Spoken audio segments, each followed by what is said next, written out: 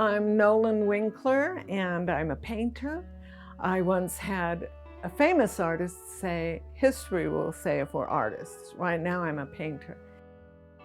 Life in Hillsborough is fantastic. It's extremely quiet. I hate it when the phone rings. I will be the last one in town to have a smartphone. But a funny thing was that many years ago, it's a ranching area surrounded by ranches. And one of the old ranchers was going to move into town again, move back into town. He was getting older. And one of the other ranchers who was older and lived in town said, well, why would you do that? It's just full of artists. I actually had a solo show, that was all paintings of potato prints, circles or dots. I really worked the heck out of them. I didn't curse. I really worked the heck out of them. And my favorite painting is the one that's dark. It's actually black and dark blue and red and white, and it's all circles. And that series was my breakout point, where I could get beyond representational work. And although I love all my work, and I'm back to doing this representational, semi-representational, semi-abstract work, I'll go back to abstract sometime. I like going in between. I like putting them both together.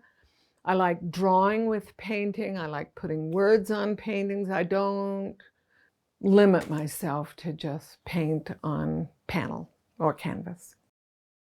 The series that I'm working on now and just finishing up, I'm on my last 2 paintings for it, I believe, is called Blooms in the Time of Corona. And it started out as blooms because I needed to get away from the daily news and the COVID news.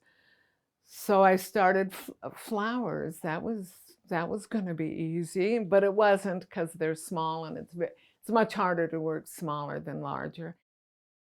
I challenged myself in the beginning, not just with the blooms because they're pretty, and to make them not pretty. I also challenged myself to work with colors, more than 2 or 3 colors in a painting. And so that was very difficult, but behind me you'll see all kinds of color, and that was very difficult. And I'm gonna point to these 2, which are probably a couple of my favorites because they're back to my dark and more somber pieces, more interesting to me. But I love them all, and I loved working with color, and I don't know if I'll continue it or not.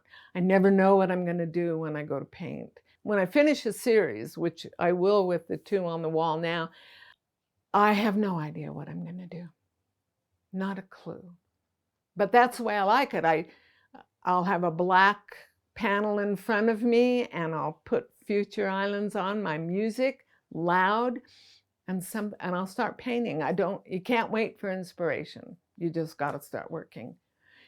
An accident will happen with the paint, and I've been doing so many years that I pick up on that accident and run with it. I have a lot of artist friends who don't think flowers are worthy subjects, but they have been done forever. And I always think it's such a challenge because they've been done forever that you need to make them your own and not make them simply pretty flowers. There are enough pretty pictures in the world already. You see them in hotel rooms and at Sears. You see them everywhere. But to take a painting that could just be pretty and take it beyond is really important. It's your intention in a painting that is very important, and not a pretty picture. And if it isn't pretty, better yet. If it's ugly, better yet. If it's something other than pretty, good, you've achieved something.